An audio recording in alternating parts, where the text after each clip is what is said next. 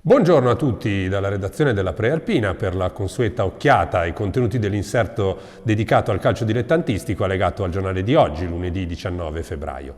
Un giornale anche oggi particolarmente ricco con tutti gli approfondimenti e le notizie delle nostre squadre, con finestre sulla Viareggio Cup e sull'incontro con gli arbitri varesini con l'Internazionale Maresca domani in Comune a Varese.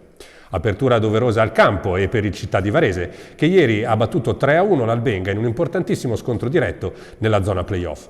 La squadra di Corrado Cotta, dopo 2 settimane di pausa, era a caccia di un successo non solo per la classifica, ma anche per dimostrare di poter cambiare passo lontano dal Francossola. E così è stato, perché nel primo tempo i biancorossi hanno legittimato un successo meritato e incoraggiante per il finale di stagione. Micidiale l'1-2 dei biancorossi tra il 28esimo e il 34esimo della prima frazione.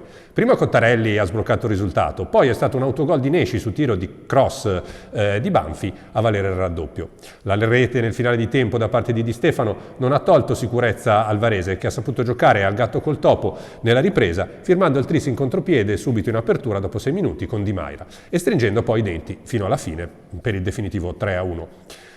In un turno che, specie nel girone B, è stato condizionato dagli impegni della rappresentativa di Serie D nella già citata Viareggio Cup, è stato rinviato a mercoledì 28 febbraio uno dei big match di giornata, quello che avrebbe visto l'Arconatese capoclassifica ospitare il Piacenza. Non ne ha approfittato la Varesina, che è uscita sconfitta dalla trasferta di Karate Brianza contro la Folgore. La grande delusione del campionato ha però centrato la partita perfetta, sbloccando il risultato dopo appena 5 minuti grazie a Panatti, per poi firmare il raddoppio prima della mezz'ora con Esposito. A quel punto a nulla sono valsi gli sforzi della squadra di Spilli, che non è più riuscita a rimettere in piedi la partita, mancando così, fra l'altro, la chance di centrare uno storico primo posto in classifica in vista del derby di sabato proprio contro l'Arconatese a Venegono Superiore. Negli altri match un'altra beffa micidiale per la castellanzese nello scontro diretto di Trezzo d'Adda contro la Trizium.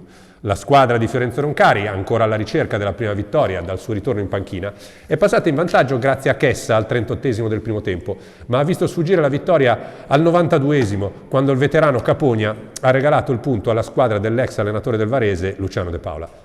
Pari ma senza gol anche per il Legnano, che ha dovuto accontentarsi dello 0-0 contro il Club Milano, un risultato che non cambia la sostanza della pericolante classifica, così come quella dei neroverdi.